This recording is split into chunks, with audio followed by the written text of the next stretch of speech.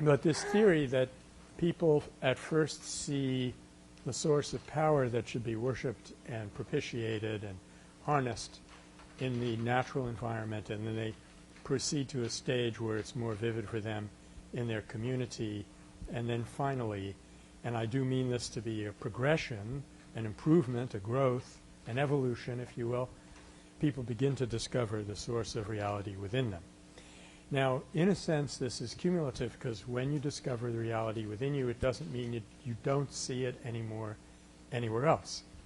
But the location of reality within the human person, in addition to its tremendous ramifications for nonviolence and violence, it's an effective discovery because that's where this reality is most accessible to us.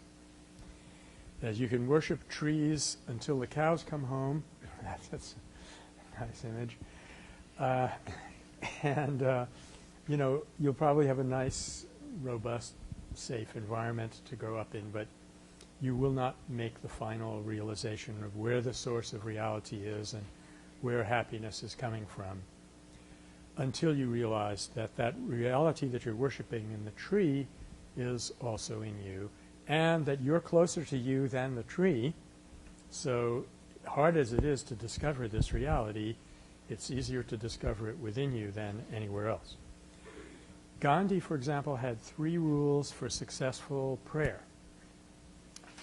which again, he didn't write up in any one place, but you can put it together from various remarks he made, and this is a very interesting list. First, the prayer has to be selfless. So, for example, you could be praying, God, get the British off our backs, you know, or like that famous prayer in Fiddler on the Roof, may this blessing for the Tsar, may the Lord bless him and keep him far away from us. So if you're praying that because you just want them out of your face, it's not entirely a selfless prayer. If you're aware that it's not doing them any good to be in your country dominating you and exploiting you, it's actually partly for their welfare, that you want them to be relieved of the burden of empire, it's a selfless prayer. The second criterion is it has to be done with a great deal of concentration. It's not like, oh Lord, I hope we have world peace. Now what's going on in Venezuela today? That won't work.